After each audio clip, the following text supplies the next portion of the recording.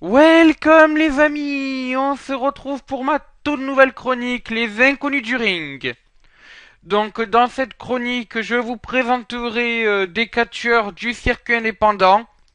Mais bon là, j'avais envie de faire un numéro spécial pour la toute première, et je vais vous présenter toute une fédération de catch, vu que je vais vous présenter l'histoire de la TNA. Étant donné que je suis Mister TNA, je pense que je suis un des mieux placés pour vous faire justement son histoire. Et donc la TNA a débuté, c'était le 20 mai 2002. Et donc c'était une filière de la NWA. Donc cette filière-là a été créée par Jeff Jarrett. Et a vu dans ses premiers shows s'imposer de grands faces. Je vais bien sûr parler donc de Ken Shamrock, qui a été le tout premier champion de la NW, de la TNA sous l'ère NWA. Et Edge Styles qui est devenu le premier champion de la X Division de la TNA sous l'ère NWA et qui, si je ne me trompe pas, est devenu le premier champion de la TNA sous l'ère de la TNA, c'était en 2007. Voilà, donc je disais à la base, donc ce show a été créé par Ken Shamrock et présenté chaque semaine, excusez-moi, et présenté chaque semaine ce qu'on appelait des weekly pay-per-view. Et donc ces weekly pay-per-view étaient en fait des shows normales mais qui étaient disponibles en paiement à la séance, donc comme un pay-per-view de la WWE ou de n'importe quelle autre fédération de catch. Et donc dans ces weekly pay-per-view, on pouvait voir des anciennes superstars qui de la WWE et d'autres fédérations. Donc je peux notamment citer Scott Hall, qu'on connaissait aussi sous le nom de Razor Ramon, et donc qui était un des outsiders de la NWO. Il y a Ultimo Dragon qui a fait quelques apparitions, et il y a Sabu qui a marqué, enfin qui selon moi a marqué la TNA sous cette ère entre 2002 et 2004 à peu près, même s'il est resté un peu plus longtemps. Et donc justement sous l'impulsion de ces vieux, j'ai envie de dire, la TNA a commencé à prendre de la grosseur. Et donc en 2004, elle a un peu laissé de côté la NWA pour s'envoler de ses propres ailes. Et donc ce qui a marqué l'envolement de ses propres ailes est surtout, et je pense, la X Division, qui est vraiment un pur produit de la TNA. Vu que vous pouvez retrouver ça n'importe où, enfin vous ne pouvez pas retrouver ça dans les autres fédérations de catch. Donc comme je l'ai dit, c'est AJ Styles lors du deuxième show de la TNA qui a ouvert le bal de la X Division en gagnant un match. Alors, avant que j'énumère la stipulation, il y en a au moins pour 10 minutes. Hein. C'était un faux corner, 2 out of 3 fall elimination match. En fait, la règle était simple. Deux personnes commençaient sur le ring, deux autres étaient à l'extérieur. Lorsqu'on se prenait un tombé ou une soumission, on perdait la manche et on sortait du ring. C'était une des deux personnes qui était dehors qui nous remplaçait. Lorsque l'on avait pris deux tombées ou deux soumissions, on était éliminé. Et la première superstar à avoir gagné deux tombées ou deux soumissions était déclarée vainqueur de ce Four Corner 2 out of 3 fall elimination match. Voilà, donc c'était AJ Styles qui avait gagné devant Jerry Lynn, Juventud de Guerrera et Psycho 6, si je me rappelle bien. Oui, donc voilà, c'était ça. Et donc justement, dans ces années 2004, l'X-Division a permis de, donc sous l'impulsion de Jerry Lynn, a permis de monter des futures étoiles montantes. Donc on peut penser notamment à Loki, qui a vraiment explosé selon moi avec lors de sa rivalité avec AJ Styles et Jerry Lynn pour le titre de la X-Division. On a eu Christopher Daniel qui lui aussi a explosé grâce à l'X-Division. Et on a Chris Sabin aussi qui a été un des piliers de cette X-Division.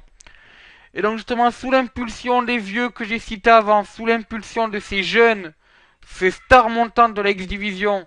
D'ailleurs, la X-Division était faite pour n'avoir aucune limite. C'était vraiment de très très beaux matchs qu'on pouvait voir à l'époque. Des matchs épiques qui peuvent ressembler à ce qu'on voit sur le circuit indépendant. Voilà, c'était pour montrer, enfin c'est pour vous dire qu'en vraiment cette X-Division, c'est un truc que vous pouvez voir, fait que vous ne pouvez pas voir ailleurs. C'est vraiment, c'est un pur produit TNA et ça le reste Et ça le restera sûrement jusqu'à la fin de la TNA. Et donc justement, sous cette impulsion jetée par la X Division, la TNA a commencé à créer des choses. Elle a commencé à prendre des risques. Déjà, le tout premier risque qu'elle a pris, c'est un risque notable, c'était l'Ultimate X Match. Donc vous pouvez voir la photo en plein milieu de votre écran. L'Ultimate X Match, c'est un match où en fait le titre est suspendu sur des câbles qui sont comme les cordes sur le ring. Vous n'avez pas le droit de monter à l'échelle. Le seul moyen de gagner le match est de monter par quelconque les moyens, enfin par n'importe quel moyen possible et imaginable sur les câbles et de décrocher l'objet qui était suspendu. Alors principalement l'objet suspendu était le titre de la X Division ou un X afin de quand c'était pour couronner les contenders number one. Parce que justement la X Division était faite, comme je l'ai dit il y a quelques instants, pour avoir aucune limite. Ils se sont dit les bookers de la TNA et sûrement d'autres personnes derrière se sont dit quelle meilleure stipulation pour montrer le côté no limite de la X Division que de mettre une stipulation où tout peut arriver, c'est-à-dire qu'on peut faire des chutes de plus de 3 mètres de haut. Je me rappelle d'une chute, alors je crois que c'était Homicide qui avait mis un jumping cutter, donc un RKO, à Frankie Kazarian qui est en train de faire une chute du haut du câble. C'est vraiment, et voilà, ça avait abîmé les organismes de tous ceux auxquels il participait. Et ça aussi, c'est un match qu'on ne peut pas voir ailleurs. La deuxième grande invention de la TNA est bien sûr le Lethal Lockdown, qu'on peut voir toutes les années maintenant dans le pay-per-view Lockdown. Alors c'est simple en fait, on a deux équipes de 5 personnes. Donc le match commence avec deux catcheurs, donc un de chaque équipe. Alors ça a varié pendant le temps, mais en moyenne c'était toutes les 1 minute 30. Une nouvelle personne de n'importe quelle équipe entre sur le ring. Bon, bien sûr, cela a été réglé, c'est-à-dire que au début ou pendant le show où il y a le Lethal Lockdown, on a un match entre deux personnes de l'équipe et la personne gagnante reçoit entre guillemets l'avantage du Lethal Lockdown qui en fait permet que c'est la superstar de son équipe qui rentre à chaque fois qu'il y a une situation d'handicap. C'est-à-dire, c'est une personne de son équipe qui est la troisième rentrante, qui est la cinquième rentrante, qui est la septième rentrante, qui est la neuvième rentrante. Enfin, voilà, c'est une personne de son équipe qui rentre à chaque fois pour permettre un handicap. Bon, bien sûr, cet handicap-là est réglé à la fin lorsque la 10e personne rentre sur le ring. Donc, justement, lorsque la 10e personne rentre sur le ring, le toit de la cage, donc ce match est en cage, et le toit de la cage descend, et des objets sont suspendus. Alors, on peut avoir n'importe quel objet. On a déjà eu des crosses de hockey, des poubelles, des battes de baseball, des fils de barbelés, des tables, des échelles, tout, tout ce que vous voulez. Enfin, tout ce que vous pouvez imaginer plutôt est accroché sur le toit de la cage. Et à partir de là, c'est la règle du premier tombé ou de la première soumission. C'est-à-dire que si un membre d'une équipe fait le tombé ou la soumission sur un autre membre de l'autre, enfin sur l'autre membre de l'autre équipe, alors l'équipe est gagnante. Donc il n'y a pas d'élimination, il n'y a rien. Alors ceci a été piqué entre guillemets, enfin c'est plutôt un mélange du World War qu'on pouvait voir à la WCW et de l'Elimination Chamber qu'on peut voir à la WWE. Donc si je me rappelle bien, le tout premier match c'était la team Christian contre la team X-Pac. Si je me rappelle bien, mais j'en suis pas sûr. Ça date quand même. Mais bien sûr, on a eu d'autres inventions faites par la TNA, notamment une invention encore plus hardcore que le Lethal Lockdown. Vous pouvez me dire, mais comment on peut faire plus hardcore qu'une cage avec plein d'objets? Eh ben, c'est le Monster Ball Match qui a été très popularisé par Abyss, qui est une superstar dont je parlerai plus tard dans la vidéo. Et donc cette superstar-là a inventé et popularisé le Monster Ball Match. C'est un match très simple, c'est un match hardcore, c'est-à-dire que le tombé peut se faire n'importe où et tout. Il n'y a aucune règle. Et donc, au préalable, bien sûr, dans la storyline, au préalable, les deux superstars sont enfermés pendant 24 heures dans une pièce toute noire. Cela, bien sûr, une storyline permettait soi-disant d'augmenter la violence du match. Et donc justement, pour tellement la violence était augmentée que lors des premiers lors des premiers Monster Ball, on avait les personnes qui terminaient quasiment en sang le match parce qu'on avait de tout. On avait des fils de barbelés, on avait voilà, c'était vraiment des matchs assez sanglants, des matchs assez hardcore, mais des beaux matchs quand même parce qu'on avait quand même de la bonne qualité in ring malgré tout. Et donc voilà, c'est vraiment une invention qui est très hardcore, qui continue toujours maintenant, mais qui est moins hardcore bien sûr, la PJRA étant passée par là, mais qui utilise quand même beaucoup d'objets. C'est vraiment des matchs qu'on voit rarement. C'est des matchs d'une violence qu'on ne peut quasiment plus voir à la WWE. Alors j'émets un doute parce que la nouvelle génération de la WWE a l'air de vouloir renouer avec l'hardcore. Donc, mais pour le moment, le genre de stipulation comme ça, on en voit rarement dans la fédération de Stanford, donc la WWE. Et donc la dernière invention, enfin c'est pas une invention, mais c'était une grande caractéristique de la TNA de 2004 jusqu'à 2010, c'est le fameux ring à 6 côtés. Donc ring à 6 côtés qui a repris cette année, mais qui de 2010 jusqu'à cette année n'était pas à 6 côtés, et de 2002 à 2004 non plus. Donc ce ring à 6 côtés a été pris de la Triple A, une fédération mexicaine. Et donc c'est un ring à 6 côtés, donc normal. Mais non, pas normal, mais je veux dire, tout ce qui se passe dans le ring est normal. Et voilà, c'était vraiment une caractéristique de la TNA. Et selon moi, c'est ce qui a permis à la fédération du Tennessee ou d'Orlando, vu qu'il y a deux sièges sociaux, de monter au top, enfin quasiment au top, vu qu'elle a à un moment elle avait même concurrencé la WWE, mais j'en reparlerai plus tard dans la vidéo. Mais et donc voilà, mais même si après il y a eu cette fameuse rechute de la TNA que j'évoquerai aussi. Justement, suite à ces années de création, la chaîne a pris une telle ampleur que les weekly pay-per-view, enfin que les gens demandaient plus que les weekly pay-per-view. Et donc là, ils ont commencé à faire un weekly show, donc un show gratuit, enfin gratuit qui est diffusé sur des chaînes de télé. Après, les chaînes de télé, est-ce qu'ils sont gratuites ou pas, ça, voilà, tout dépend de l'argent. Donc il s'appelle Impact. Ils ont aussi commencé à faire des vrais pay-per-view à ce moment-là. Et justement, vu qu'il y avait plus de shows et tout, forcément, on pouvait montrer de plus en plus de nouvelles personnes à la TNA. Et donc, arrêter avec rien que la X Division et les vieux. Même si, voilà. Et quelques personnes de l'ancienne NWA. Et donc, on a commencé à voir d'autres stars montantes dans ces années 2004-2005. Alors, j'ai pris pour repère jusqu'à 2006, mais la vague de nouveau a continué bien après avec d'autres superstars moins connus, mais je l'évoquerai plus tard. Et donc dans ces stars montantes, on peut en citer quand même quelques-unes. Bon, il y a AJ Styles que j'ai cité au début, on a R-Truth qui est parti depuis à la WWE, et enfin on a cette nouvelle génération qui est arrivée.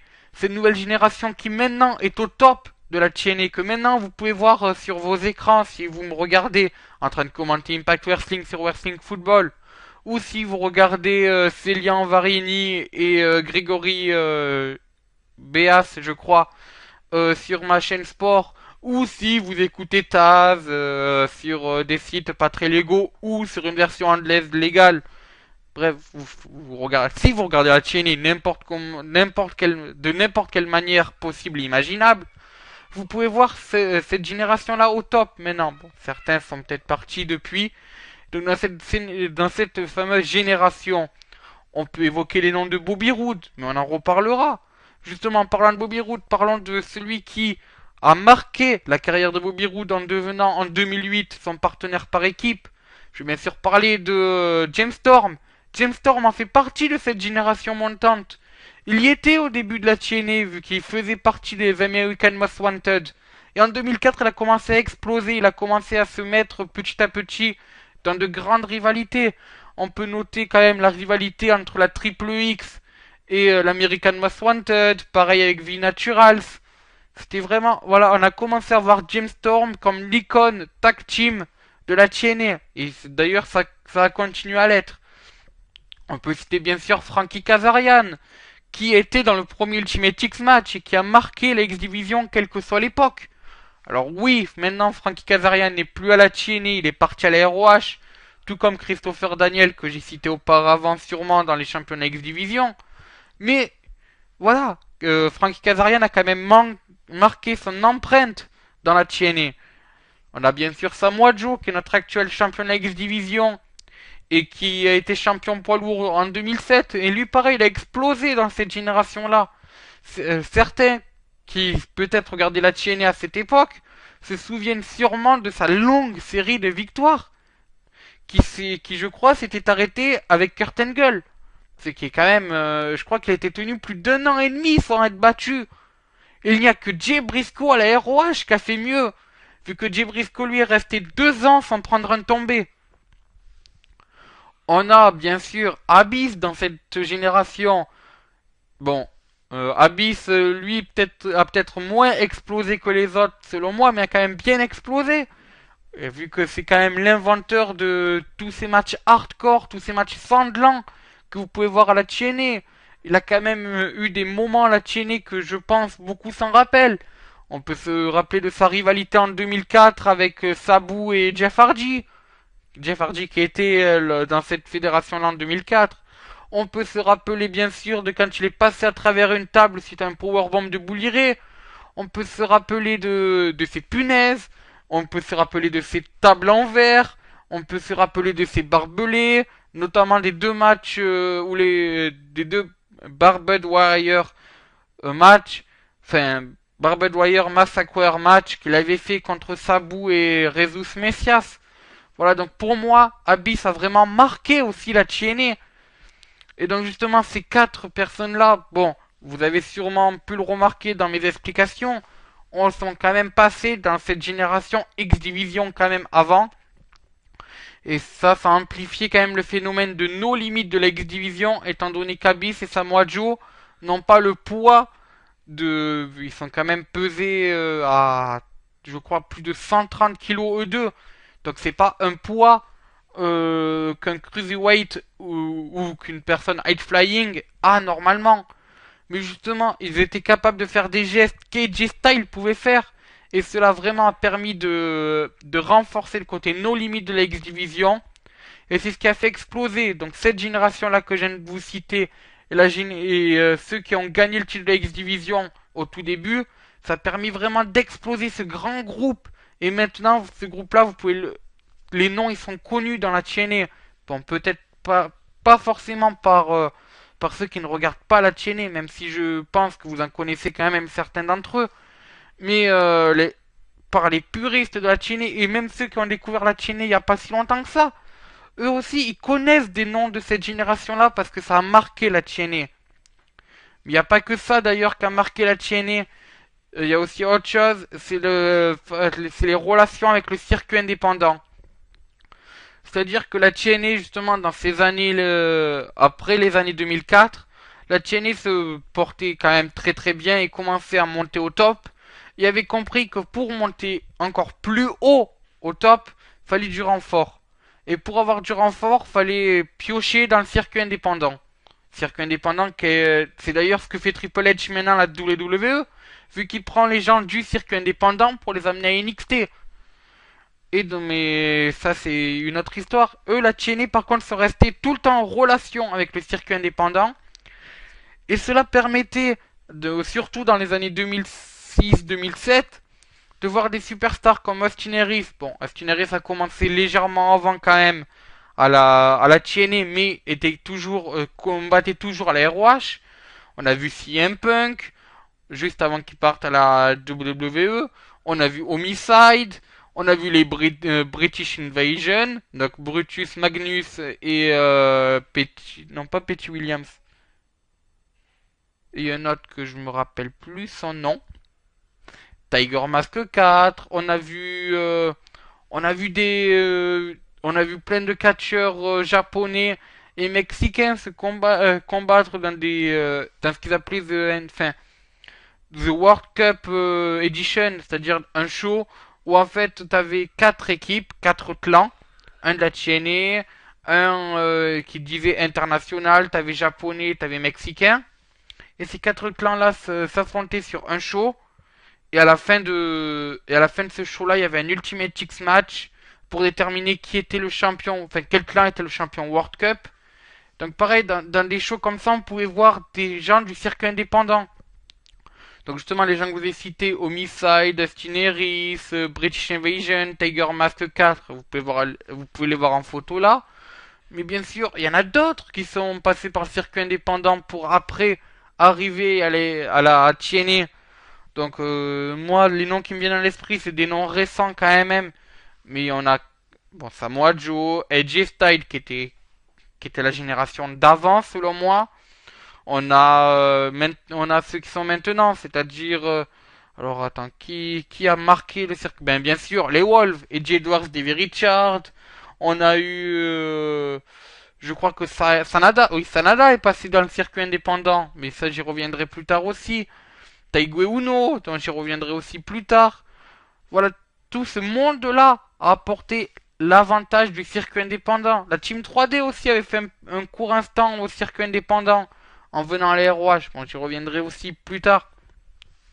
Et justement, sous ce push donné à des catcheurs indépendants, dont certains peut-être que plus tard je vous ferai une chronique sur eux, on sait jamais. Justement, ce push des superstars du circuit indépendant a renforcé encore plus la montée en puissance de la TNA. Mais sauf que malheureusement cette montée en puissance a commencé à être un peu mal vue et donc il a fallu remettre sur de bons rails la TNA. Et pour cela, qui de plus que de ramener des vieux? Alors oui, ça peut être risqué parce que même forcément les vieux ont une moins bonne qualité in-ring due à leur âge ou à leur poids pour certains que des jeunes du circuit indépendant qui ont un style assez technique, assez high-flying. Mais ces vieilles superstars-là étaient connues du grand public. Et donc, quand la TNA commençait à avoir un peu de baisse d'audience, le fait de ramener des superstars de la WCW ou de la WWE permettait à des gens qui étaient adultes à l'époque, mais qui ont vécu 10 ans en arrière la Monday Night Wars, de se dire ah tiens, cette superstar-là, ça fait longtemps que je l'ai pas vue. Et de venir regarder la TNA pour voir ce que sont devenus justement ces vieilles superstars. Enfin, quand je dis vieilles, bien sûr, on peut citer les noms de Sting. Sting qui a marqué dans les années 2007-2008 la TNA. Booker T, qui a notamment créé The Legend Title. Kevin Nash, qui était là plus pour pusher la X-Division. On se rappelle notamment avec un tournoi qui, je crois, était gagné par Chris Sabin. La Team 3D, qui a continué, donc qui pushait les gens du circuit indépendant, mais qui continue aussi à gagner des titres.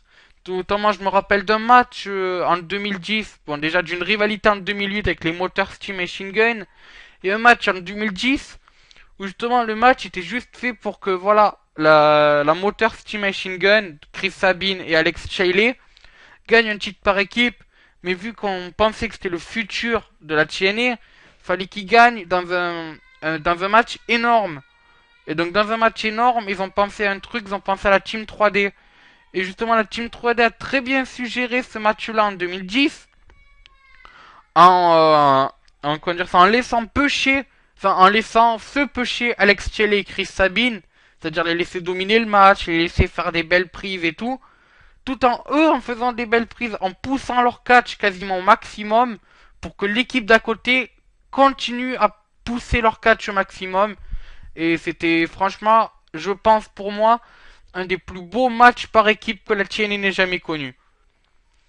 Voilà, donc cette vieille génération-là a remis sur de très bons rails la TNA et l'a fait vraiment exploser à un niveau que dans les années 2010, la TNA a commencé à, comment dire ça, à rivaliser avec la WWE.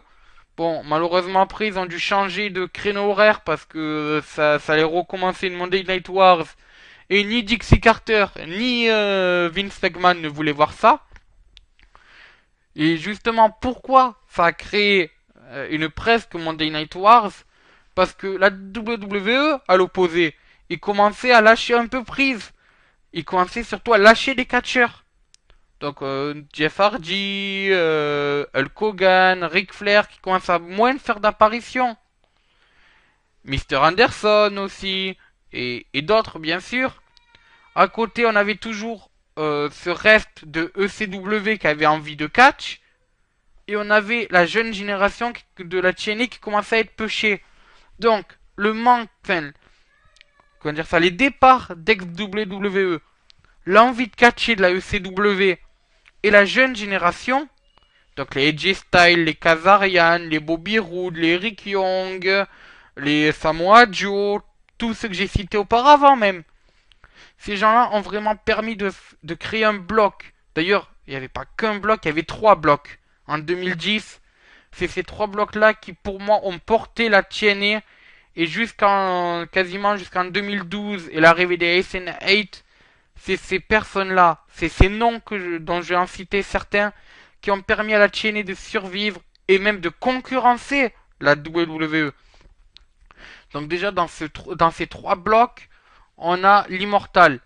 Alors donc l'Immortal c'est quoi? C'est un clan qui a été créé par Hulk Hogan. Et donc dans ce clan-là, on pouvait trouver d'anciens WWE, donc Jeff Hardy, Matt Morgan et d'autres. Mais on pouvait aussi rencontrer des superstars de la TNA, Bobby Roode, James Storm, Abyss et d'autres. D'ailleurs, Eric Bischoff et Jeff Jarrett aussi, je crois, ont fait une apparition là-dedans. Donc ces personnes-là, bon, pour concurrencer ce clan-là, on a commencé à avoir d'abord Fortune. Alors bon, bien sûr, ensuite la storyline a voulu qu'il y ait des trahisons, des passages de l'autre côté et tout. Mais en gros, Fortune était un peu une nouvelle apparition des Four Horsemen, mais version TNA. Donc bien sûr, on avait Ric Flair, vu que Ric Flair est un peu... Et je pense que moi j'ai cette opinion-là, et que d'autres ont la même opinion, et l'image des Four Horsemen. On avait AJ Styles, on a eu Bobby Roode, on a eu James Storm, on a eu Frankie Kazarian. Et donc c'est Fortune et Immortal ont commencé à rivaliser. Ensuite, on a vu l'arrivée de la ECW, enfin d'anciens ECW. On peut nommer bien sûr Mick Foley, G-Von et Bully Ray qui sont revenus, Raven, Tommy Dreamer, Jerry Lynn qui a refait son retour, et d'autres personnes. Et donc justement, ces 3 clans-là, bon, qui se sont mis en rivalité, qui sont intervertis et tout, ont permis de montrer un renouveau, c'est-à-dire qu'on avait autre chose que les storylines avec les jeunes et les vieux. Là maintenant on avait 3 blocs, on avait trois grands clans, et franchement la chaîne est arrivée très très bien à jouer avec ces 3 grands clans, et ça a permis vraiment à la chaîne de faire concurrence à la WWE pendant très longtemps, enfin pendant quelques années quoi, mais ça fait quand même très longtemps pour ceux qui connaissent à peine la chaîne.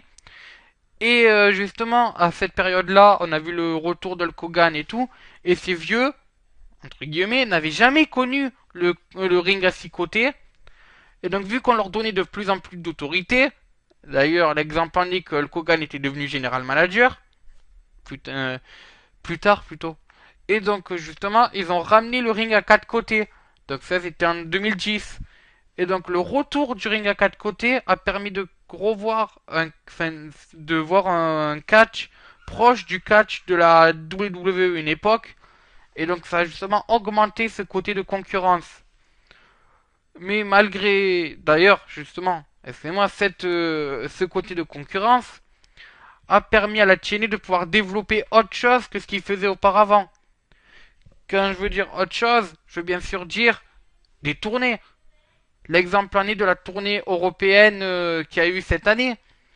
Donc The Maximum Impact 6, cette tournée européenne, vous lui aurez mis il y a 4 ans, il y aurait pas eu de tournée.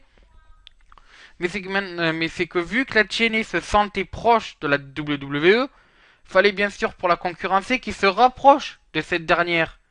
Et donc quoi de mieux que de se rapprocher de cette dernière en mettant bien sûr en faisant une tournée européenne, comme fait la WWE, qui est d'ailleurs en France aujourd'hui pour le show de Paris-Bercy. Ceux qui sont à Paris-Bercy d'ailleurs, je vous, je vous dis, enfin, comment dire ça, je vous dis que vous avez de la chance, voilà. Et d'ailleurs, je ferai le TN Info vendredi en disant les résultats du show qu'il y a eu à Paris-Bercy. Malheureusement, je n'aurais pas assisté à ce show, j'habite un peu trop loin de Paris et monter pendant une journée de cours dans la capitale française me coûterait un peu de temps. Voilà. Donc ils ont créé une tournée européenne, je disais. Ils ont créé, alors bon, c'est pas un centre de développement, mais c'est un petit espace, on va dire. Donc dans ce petit espace, un petit espace d'antenne, bien sûr, vu que depuis quelques années, bon maintenant ils ont arrêté, mais l'an dernier ils l'utilisaient beaucoup. Ils ont fait ce qu'on appelle le gut check. C'est-à-dire que chaque semaine, ou presque, ils faisaient catcher des jeunes superstars qu'ils rencontraient sur le circuit indépendant. Luke Harper d'ailleurs, je crois, a déjà fait un gut check. Je crois qu'une superstar française aussi a déjà fait un gut check. On a eu Samuel Shaw qui est maintenant à la TNA qui a fait un gut check. Zimayon, je crois, a fait un gut check aussi. Euh, Rashad Cameron a fait un gut check. Voilà, ces jeunes superstars là qui ont du talent. Rubix et Trent Barretta ont fait un gut check.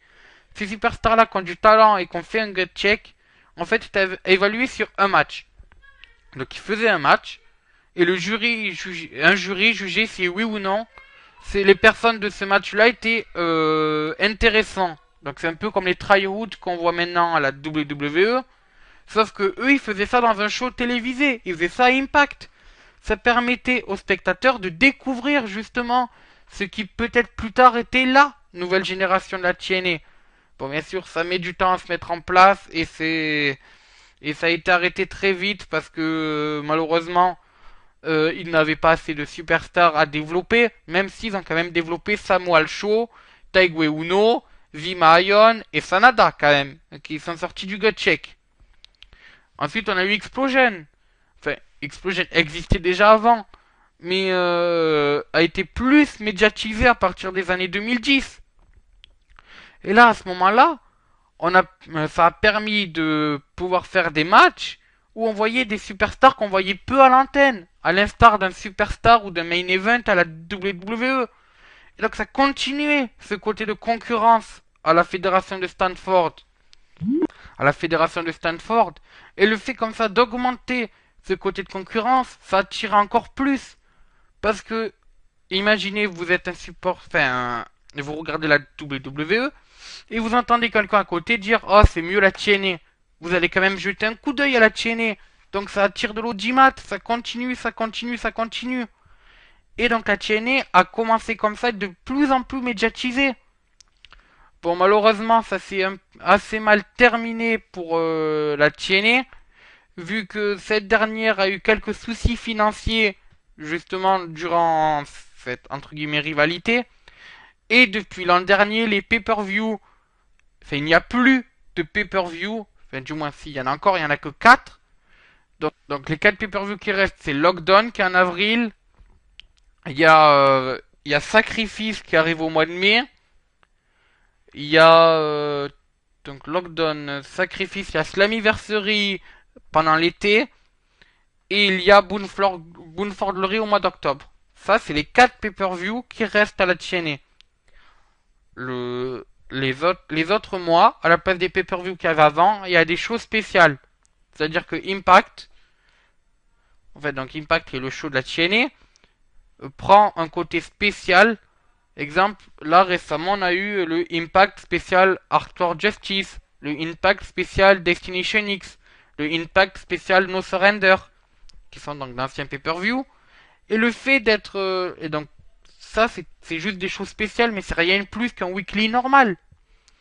Et donc, il fallait quand même compenser, parce que si on enlève des pay-per-view, malgré le fait que ça coûte cher, ben ça enlève de l'argent aussi. Donc, il faut créer à côté d'autres pay-per-view. Mais des pay-per-view qui coûtent moins cher. Donc, ce qu'ils ont fait, c'est le principe du One Night Only. C'est-à-dire que lorsqu'ils font des taping TV dans les différentes villes, vu que maintenant les impacts sont préenregistrés, La TNA se réserve 3 heures de taping, donc 3 heures d'enregistrement, et dans ces 3 heures d'enregistrement, ils font combattre des superstars de l'époque, enfin qui étaient à la TNA maintenant, mais qui sont plus comme des superstars qui sont à la TNA maintenant et qui y restent comme des superstars qui n'ont même jamais mis les pieds à la TNA. L'exemple de Bad Gun, je crois que c'était pour World Cup, un l'exemple parfait. Bad Gun, moi, en tant que fan de la TNA, je ne le connaissais pas. Enfin, je le connaissais de nom parce que ben il vient d'Europe et que voilà. Et donc, ils ont fait ça. Ils mettaient des matchs de championnat quelquefois, des vieilles rivalités, mais c'était du One Night Only, c'est-à-dire seulement pour une nuit. Bon, malheureusement, le gros défaut de ce One Night Only, ça pourrait faire un truc énorme, mais malheureusement, ils ont fait un très gros défaut de ce One Night Only, c'est qu'ils le diffusent quelques mois après. Et donc, ben, malheureusement, il y a certaines personnes qui ont tourné face ou tourné heel entre temps. Et donc, ça fait que, ben, des fois, moi, je suis un peu perdu quand je regarde un One Night Only. Parce que ça ne respecte pas la FUD, enfin, les FUD qu'il y a à ce moment-là. Mais bon, c'est qu'un détail parce que ça reste quand même des shows très très bien. Et donc, le manque d'argent a aussi créé le renvoi de certaines superstars. Ou alors, c'est le départ de certaines superstars. Christopher Daniel, Frankie Kazarian, AJ Styles, Sting. Et donc, il faut les remplacer. Ces top heel et ces top face qui sont partis. Et donc, pour les remplacer, on a justement on a pioché les gens, enfin, dans les gens qui faisaient partie de la génération des Christopher Daniel et tout, mais qui n'ont jamais eu de titre international, enfin, de titre poids lourd plutôt, et qui n'ont jamais eu de main event à leur portée, vu qu'eux, ils étaient bloqués dans des par équipes, dans des X-Division, mais jamais pour le titre suprême. L'exemple parfait en est quand même cette année. Cette année, on a eu Magnus qui a touché son premier règne de champion du monde et Eric Young. Ces deux personnes-là sont la TNA quasiment depuis le début. Eric Young depuis le début, et d'ailleurs il a gagné tous les titres à la TNA, même celui féminin, enfin même ceux féminins vu qu'il y a eu plusieurs titres féminins. Et Magnus qui est à la TNA depuis 2006 à peu près. Enfin, il est apparu à la TNA, il est reparti, il est réapparu, il est reparti, puis maintenant il y reste.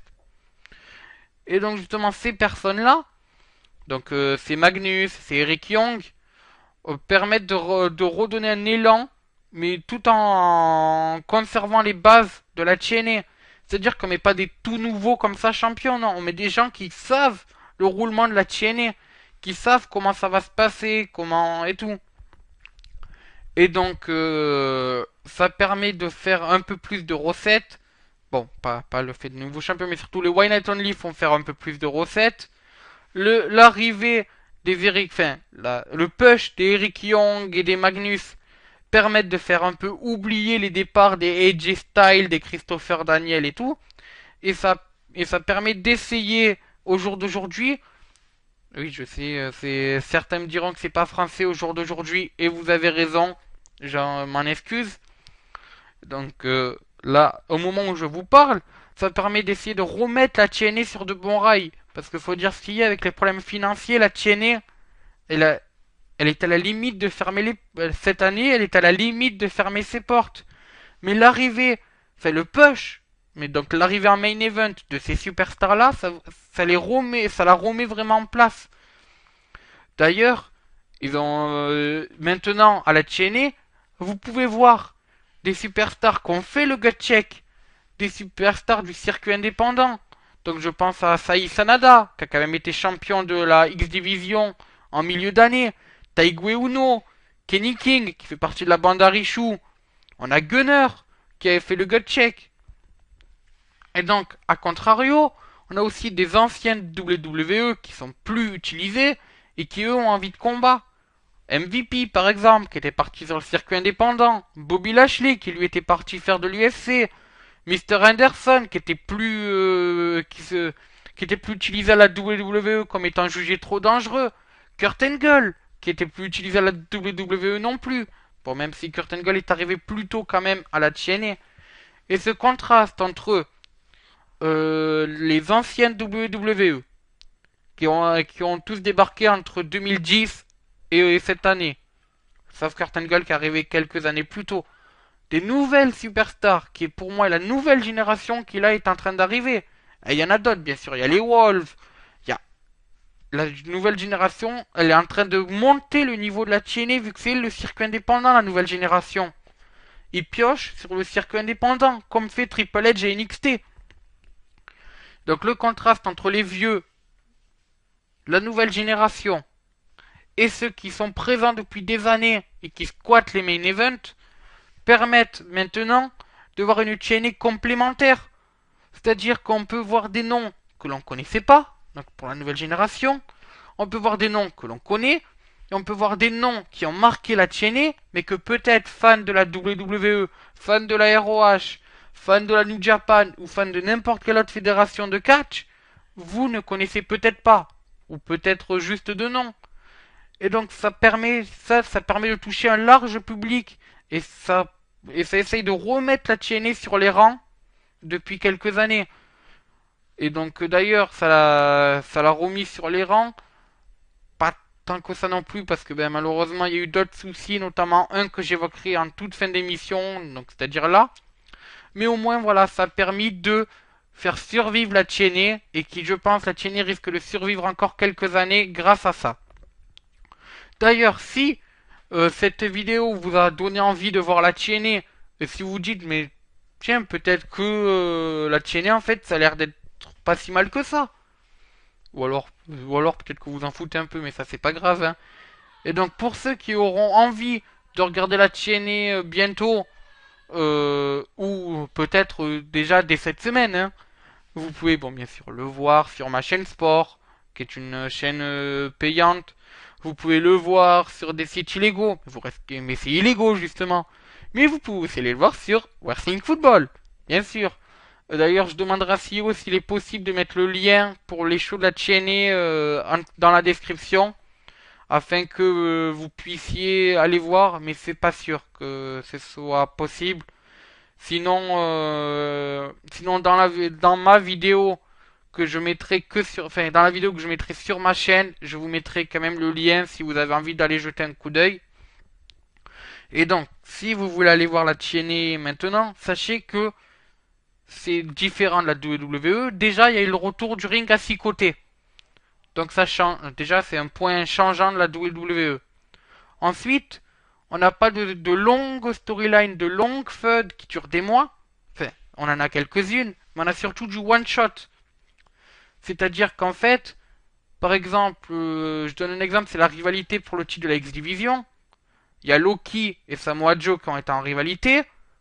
2 semaines après, on a eu Loki et Homicide. Homicide et Samoa Joe juste ensuite. Voilà, ça tourne entre des superstars. Et c'est un peu t'es challenger, soit t'es champion, soit tu vires. Et voilà, et les rivalités, elles durent pas longtemps, c'est du one shot, c'est des tournois, c'est des séries aussi, des séries de 5 matchs, des séries de 3 matchs, des séries à 2 victoires. Bon, principalement pour les titres. Après, pour les mini storylines, il y a quand même des feuds, c'est quand même construit.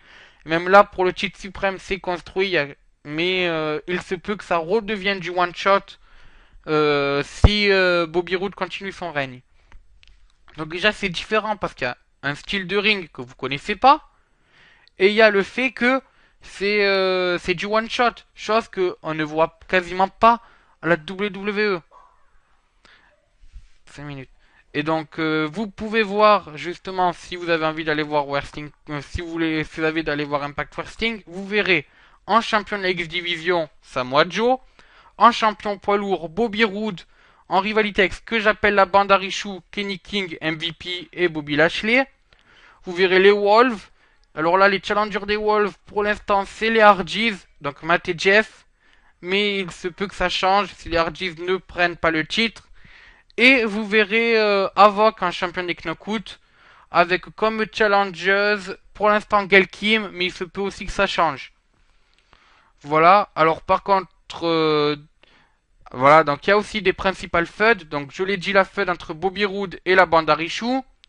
On a la Redneck Revolution, donc James Storm accompagné de Sanada et de Manic qui essayent de recruter. Donc on les a vu essayer de recruter Eddie Edwards. Et là récemment, ils ont essayé de recruter Malabi Sheba, un nouveau catcheur indien.